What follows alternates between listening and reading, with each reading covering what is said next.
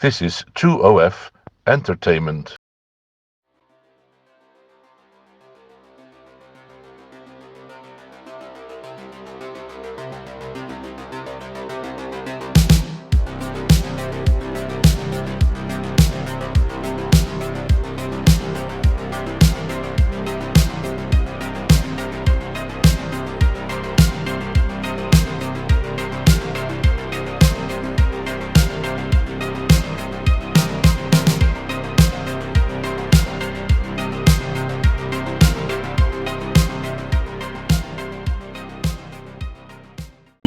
Look at that. Ferrari GTO. Ferrari GTO actually from GTO Engineering. So it's like a 250 that's been rebuilt to be, look at that. And this particular car was racing at Spa on Sunday. It's here in central London. We are on Old Burlington Street. Why are we on Old Burlington Street? Because if you look behind me here, this is the Savile Row Concours. So this is always a beautiful event. It's always a gorgeous event. The sun is always shining. Unfortunately today, the first day of this event, it's not shining, but nonetheless, we're going to have a look around. We're going to have to take a look and see what the car, because the cars are all out here. Everybody's out here. The cars are out here. And in between where the rain stops for a little bit, we're getting out and we're looking at the cars. So let's do that. I'm going to turn it around and show you what's here. So this is a 1968. 1968 is a very good year. It's a very good vintage, if I do say so myself. I think anybody that was born in 1968 is an absolute wonderful guy. Yes, I'm not biased at all. But anyway, this thing is resplendent in orange. It's a Mangusta. It's absolutely stunning. The Tomaso. Beautiful. It's sort of like, you know, the original without any spoilers. It's just clean. It's just, look at the back windows on this thing. Absolutely gorgeous. But just a really clean, simple design. And, you know, not any accessories, not any spoilers, nothing on it. Just the purity of the shape. And that orange is just fantastic. What do we have here? This is a 1925 MG 1428 bullnose. Oh, bullnose. You see what's happened there with the grille? See how it curves round? That's extraordinary. Morris Oxford. Super Sports. The MG Morris Oxford Super Sports. Cute little thing. Not really my era, not really my thing, but look at the back of it. Boat tail or what? Like mini boat tail. What an extraordinary little thing. Nice. Here we go. There's a bunch of bikes here. What do we got? The Langen. These are brand new. 2-stroke Lightspeed. Look at that. It's an extraordinary looking thing. If you're into bikes, check these out. And we have a Routemaster bus here. Concours and Savile Row. Perfectly British. It's like a bar, I think. What we have here is Zero motorcycles. These are also brand new. So Zero, are they, when they say Zero, does that mean it's electric? Yes, I think they are electric. So these are electric motorbikes. You can look at the shape of that thing. That's quite extraordinary. And this thing, that is an interesting looking bike, isn't it? And that's not electric. That's a BMW. That's a Royal Enfield. Proper. Now over here, 2024 Royal Enfield. There you go. You can go touring on that one. Now this here, this is an Everrati. So this is beautiful. It's a Porsche 911, the way that 911 should look. It's absolutely stunning, but it is electric. Because this is an Everrati 964, and so it has been converted to electric, as has the car behind it, which is a Mercedes SL. And this is also a conversion to electric. They've also just tied up with a company in UAE as well to do some cars over there. What's the crazy supercar that jumped between buildings in the Fast and Furious movie in Abu Dhabi? That's the company that they've teamed up with. Look at this. And McLaren F1. How rare, extraordinary, amazing, and valuable is this? This is not a car that you see every day. Certainly not sitting around soaked in the rain, that's for sure. So just seeing it in the rain is a bit of a treat here. It's a 1995 McLaren F1. Just learned the three seating position, the driver in the center. That's a proper McLaren. And Monteverdi. I was going to say about the McLaren, it's like the proper McLaren, no McLaren supercar will ever live up to that thing. And I think that even Gordon Murray's efforts, where he's just creating cars that are just hideously expensive but very, very clever, are never going to quite live up to that.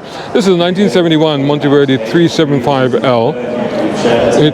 It's long, it's huge. I love the stickers on the side. And it is so 70s to have that sticker on the side, isn't it? Oh, look at the tail on this thing. That's almost like a Lancia-esque tail on there, isn't it? 375L is what it says there. Monteverdi high speed, in case you had any doubt. In the 70s, we weren't shy about talking about speed, as we seem to be a bit now. Now, I know you're looking at something behind this car, but I'll just say about this car first. Mercedes 300S. Look at that. Look at the interior. And the three-pointed star right there. 1956 Mercedes 300 SC.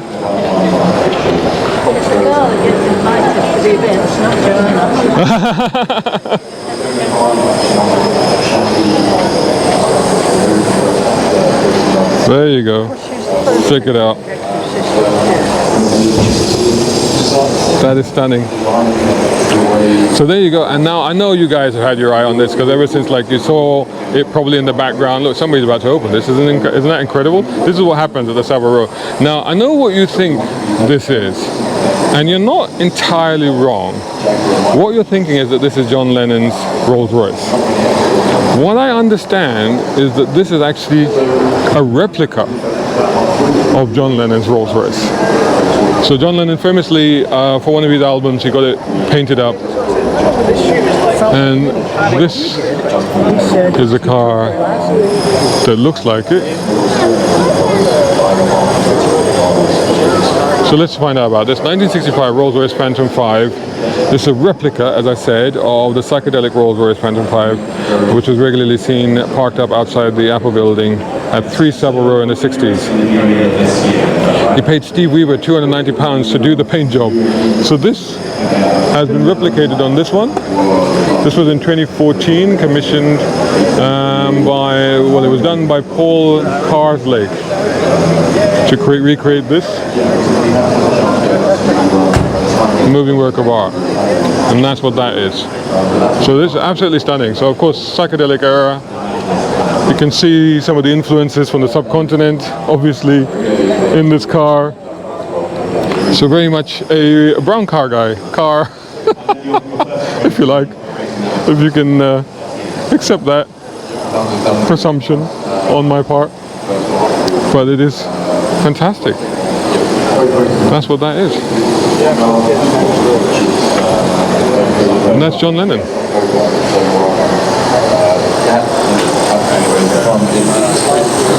It's just amazing, isn't it, really? So check this out. That would have looked fantastic if it had been dry, this black car. 1958 Ferrari 250 GT Pininfarina. It is stunning, except that it's very, very wet. And somehow on the black paintwork, the rain is kind of detracting from its elegance. Unlike, for example, there, where the rain is making no difference whatsoever. It's just absolutely resplendent. Even the size of the Flying Lady is just massive on this one, isn't it? So, moving along, what else have we got? We're looking at a 1913 Sunbeam 1620. This is pretty much a racer. Look at that. That's obviously been covered up because of the rain, very wise too. But yeah, imagine racing one of these. Next to that is a Lotus. So all of a sudden we've got a brand new modern car here. 2024 Lotus Emira. It used to be 3,000 miles. There are obviously events also happen here at the show. You got interviews. I actually enjoyed. Who is that? Model, is he? I think. Model, not an actor. I think it's a model. Another new car. Another Lotus. Lotus Electra. The SUV. What do you think of the Lotus SUV? Do you think it's on brand? Do let me know what you think of it. Over here we've got a Koenigsegg Jesko. Did we see this up at the Salon Privé London? Quite possibly. Or we saw one like it anyway. So this is new. That's owned by Koenigsegg London. This is extraordinary. What is that? I gotta be honest, I'm at a bit of a loss really. For this one I'm definitely going to have to refer to the information sheet here. This is a 2024 Touring Arese RH95 Touring Superleggera. Latest creation from the Milanese coach builder. It's a mid-engine car. It has a 670 brake horsepower Ferrari V8 in this one. That's what that is. What an extraordinary thing. I've not seen that before.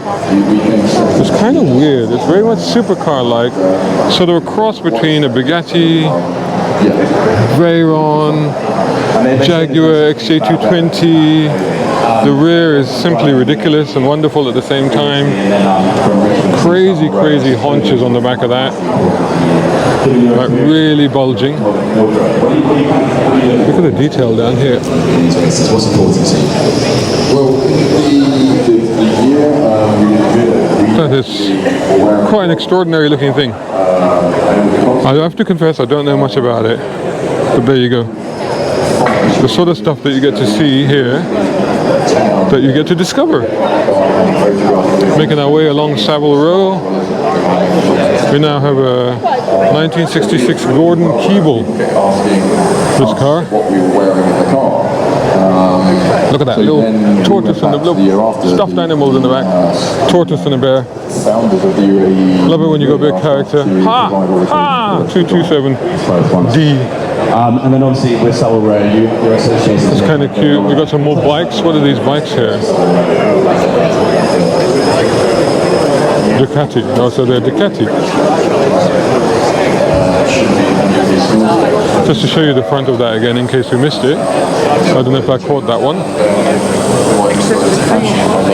So this is a GK1 IT 1966, that one. So another Rolls-Royce. This is a 1956 Rolls-Royce Silver Cloud.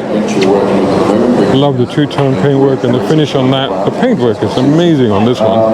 And so is the interior. My goodness. And no wonder it's looking so good because there's a guy shining it and it's electric. Right. So who is this then? Oh, this is Lunaz, right, of course. Of course it is. It's Lunaz who have been doing these conversions to these very high-end, exotic, premier, luxury, classic, vintage cars. This is what they're doing here. So this is the Rolls-Royce Silver Cloud S1, and of course its conversion at Silverstone by the Lunaz group. So tell me what you feel about that. Tell me what you think about the fact that that 1956 Rolls-Royce, I mean it kind of makes sense because, you know, it's supposed to be silent and now it really is. But do you think that's appropriate? This is a 250 GT short wheelbase Ferrari 1961. And quite an elegant thing that. Open gate gear shift in there, metal. 23 VT, gosh, so number plate is probably as expensive as a car. Absolutely stunning, and that's an Alpine race car. Oh, somebody was asking me earlier, is Morgan here? And apparently it is here. But anyway, let's have a look at this first. So this is pretty, look at the wing on that, and that's separate. I thought they were joined, but no, they're separate that. So you've got the straight blade there, and then the two independent parts of the rear spoiler, which is massive. It's a bit stars and stripes, this, isn't it? Alpine. 2023 Alpine 110. Oh, it's a Pikes Peak, no wonder. Gran Turismo. Look at the front splitter on that. That is absolutely crazy. But yeah, so this is the back on the Ferrari again. 250 GT Tour de France. That's, what is this? California Spider.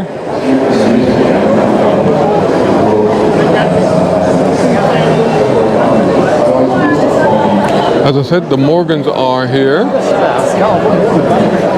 This, of course, is the Super 3, the three-wheeler. It was just called the three-wheeler before, now they call it the Super 3. So Morgan have just introduced a brand new car, the summer special or something, which they've done in joint with Pininfarina. And it's a beautiful thing, but that's obviously not here because the sun is not shining. So we don't have a shining sun, so we don't have the summer edition, whatever it's called. This is the Plus 4. I do like Morgans. They have actually updated them, although they look the same, but they are actually brand new. Look at the headlights. You can see from the headlights. Those are LED lights there. So these are brand new, but they are so charismatic and so much fun to drive. And but I haven't had a chance to review the new one, so sorry. And Lagonda we have here, so it's a 1939 Lagonda LG6 Rapide. Look at the color on that, sort of minty green, so nice. The size of the headlights,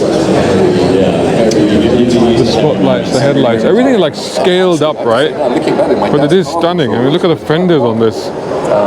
When you get it, Oh, and a bit of patchwork going on there. all right. Obviously, being on Savile Row, lots of suits. With the red down here, pinstriping dressed up as or well. dressed down, and how you do. So there are speakers here. Look how the red lights are out on stalks. That's crazy. But you are a fan of. And it's kind of weird because it's gone from mint green at the front to kind of grey silver at the back. But it's, and there's another one that's sort of definitely mint green. It's an astounding row. I think it's one of the. Another Mercedes 300. This is a 1963 300 SL, not a gullwing. There's a hard top on it, so it's a cabriolet. So this car is undercover. It's a Callum Sky 2024, brand new. So this is the thing that was covered before, but I've managed, they've uncovered it now. This is the unveiling of the first public appearance of the Callum Sky, the world's most beautiful high-performance multi-terrain vehicle. It's a pioneering all-wheel drive electric machine built to meet the rigorous demands of off-road terrain. It's a design exercise, basically. This is a concept car. That's what this is. To conditions around the world. Don't worry, it's on. Now, CC holds a doctorate in experimental atomic and laser. Look at that. I like the color scheme on that. The three-tone almost, the black, blue, and the silver grey. And we've got a real sort of buggy look around it, hasn't it? It's got a real sort of, look at the ground clearance at the back, with also the approach departure angle sort of clearance that you've got on it. It's quite extraordinary. So there you go. There is the first viewing of the Callum Sky in public, in the rain. I suppose, you know, if there's one car here that should not be afraid of a little bit of rain, it should be this one, right? It's designed to be an all-terrain, all-purpose sort of vehicle. Can't really see if it's got an interior. It actually has got, it's all darkened windows, but I think it's got a bit of a race type interior. So this is a car that I believe it moves. I believe it does move. So there's the front of it, there's the face of it. New, interesting. We've got a Jensen Interceptor. I have reviewed a Jensen. You can check that out on my channel. I do have a review of a Jensen on my channel. And this is also 2024. And in fact, it's probably one of these, isn't it? Oh, no, Jensen International Automotive. So it's actually their car that I reviewed. One of the guys are here. Interesting. But yeah, I've got a review of, I don't think it would be this car exactly, is it? They changed the engine as well. It might actually be this car. This might actually be the same car that I reviewed. JIA, so it could be. Anyway, check it out. That's on my channel. And oh my goodness, I want to talk about the car behind, but I'm going to resist first because that's a legend. But this is also a legend. This is stunning. 1954 Jaguar XK120 Roadster. It belongs to David Gandier. If you're enjoying this video, then make sure you hit the like button. It's very important. Plus, comment, share, and make sure you're subscribed.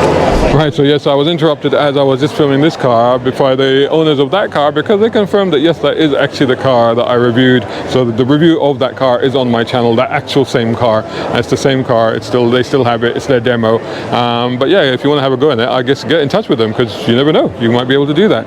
So this thing obviously, oh my goodness, what a legendary car this is. I was really into rallies in the 80s, probably more than F1. I used to follow rallying, the era of Juha Kankkunen, Ari Vatanen, all of these guys, incredible cars, the Peugeot, the Porsches before that, but then the Peugeot came along, then of course the Lancia Integrale, and of course then that's why I kind of wanted a Lancia Integrale. I didn't get one. I got a Lancia Prisma, which was a Delta with a boot instead, because I wanted a Delta, but I got that instead. That's why I had it. But this was the pinnacle. So the Audi Quattro obviously changed everything when they came along with their four-wheel drive, and they completely redefined how to go rallying and what sort of tech and what sort of car you needed to win at rallying. And their regular Quattro would scoop up everything, but then of course they came up with the short wheelbase, which is this one, the Audi Quattro S1, and this one also Walter Roll. So who drove this one? Does it say who drove this one? It doesn't say who drove this one. But anyway, so this is the car, but the name that I left out when I was rattling off the names earlier of the people that I equate with this car, probably the person I equate most with this car is actually Michèle Mouton, the amazing, brilliant, incredible Michèle Mouton, who pretty much nearly won the World Championship. In my mind, she did win it. In my mind, she won it, because it was just amazing what she achieved. And she's just literally announced her retirement from FIA duties. So she's still she doesn't race, but she still was involved in FIA duties, and she's just literally announced her retirement from doing that. So that's now happened. So it's quite fitting that we see this car here. So this is a 1956 Ferrari 500 TR. That's pretty much a racing car from the era of the likes of Sterling Moss and what have you. Let's see if this is owned by Richard Martin. It's known as the Testarossa, so it's got redhead engine.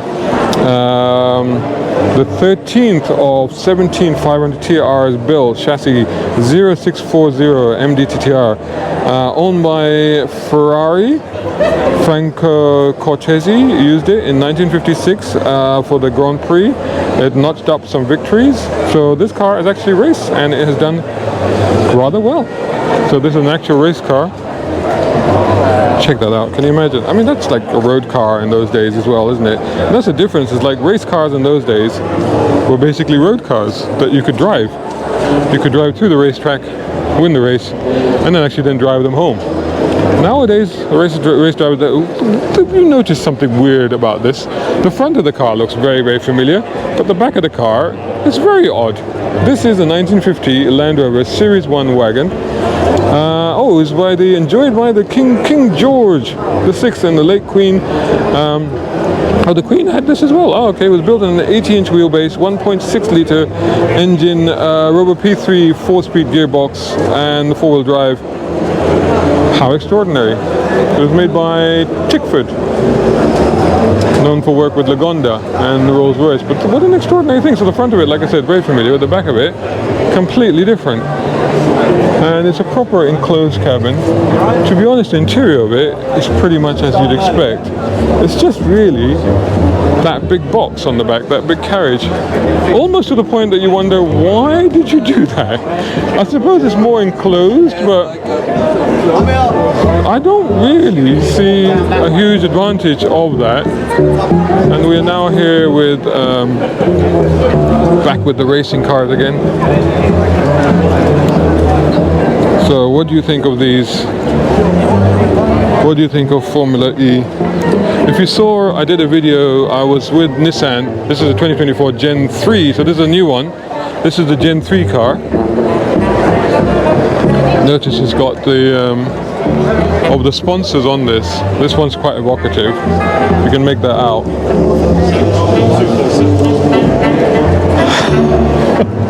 Check this out, guys. It's my book. It's my first novel, and it's written for car fans like you. It's a fun political action thriller. It's full of cool cars and spectacular action. Get your copy now at Amazon.com. Right, so yeah, I was interrupted there by actually Sai, who's the founder of Drivers Union, the biggest supercar club in the UK, and I do quite a bit of stuff with them as well. But what I was going to say about this car, with the Saudia tags, well, ladies and gentlemen, do there, come and you already are. you can see them there. The Canon Sky. And the reason why I find that quite evocative, because if you remember the Saudia tag racing team in Formula 1 from, I think it was the 80s, so that was a big deal when they had that thing. That was a major part. The first time the sort of the Middle East really sort of got involved in sponsoring motorsports and that sort of thing. There we go, 1907 Mercedes 75 PS Spider. You check it out. I mean, that's extraordinary. This is like proper the Great Race sort of era. Look at all the pedals on this thing. Like, and I think they're flipped around, aren't they? Does anybody, if you're somebody watching, knows how to drive this? I have driven a car that is quite old. Not as old as this. I drove a 1920s Bentley blower, and I think the pedals were used to be reversed, but the one I drove, I think they had put them back into conventional. They put them into conventional format, so that was different.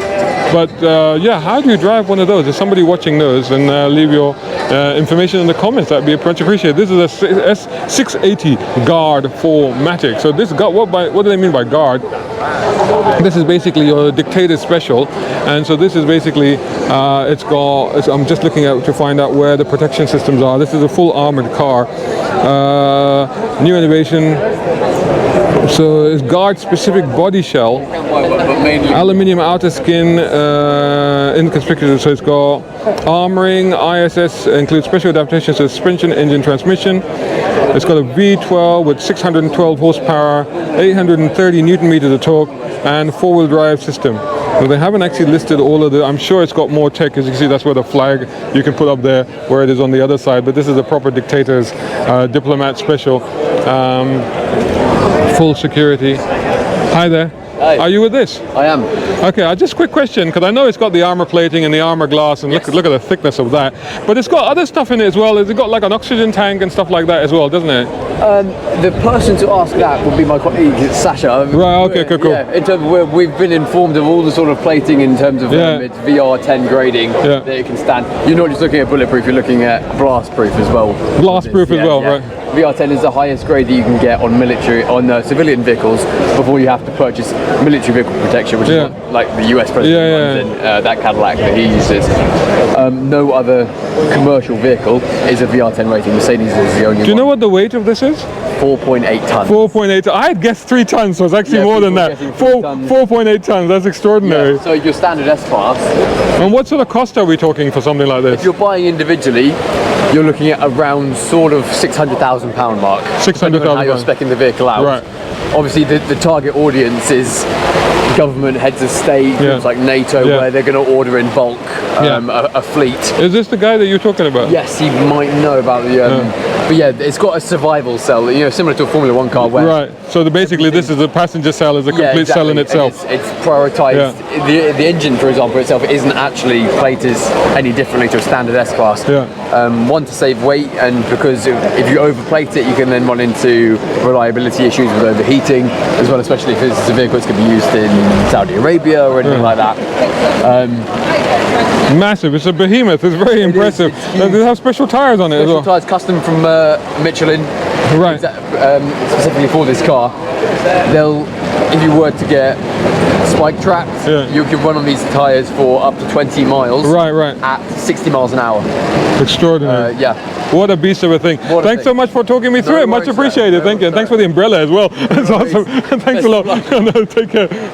So the rain has just picked up massively, as you can see, and that was an extraordinary insight into the world of armored cars and high performance security cars. This is a 1951 Jaguar XK120. I see they put the cover back on there. That was off a minute ago. That was quick work on their part. 40,000 miles. What is this? I can't read it now. It's all gone, like, you know, it's almost become impossible. Anyway, we're near the end now of this Savile Row Concours. It's a small show. It's not like a huge show. This is 2024 Bizzarini. This is new. This is a brand new Bizzarini 5300 GT Corsa. You can buy this brand new, I think. So this is the car. So I've seen these at Hampton Court, I believe, is where I saw them. Bizzarini. They always have a display there as well. I think with the old transport truck and etc. as well. So you can go and check them out there. And if you want to find out, look at the gold wheels on the green. It actually does work. I don't know if that scan will work because it's raining. And then finally we've got this thing, which is like, why is it here? But you know, it's here. So there you go. Anyway, 2024 Audi Q8 e-tron, which they're having second thoughts about now. Well, I feel, but the entire automotive industry is having second thoughts about it. So there you go. Check it out. So I hope you enjoyed that walk around. There were a few interruptions in that, but pretty much that was done continuously, as you saw me walk around. So that was done in one go. Why am I going to do the outro in front of the Audi when I can do the outro in front of these cars, which are more interesting? So there you go. So hope you enjoyed that. I hope you managed to get down here on a drier day than I did. Leave your comments.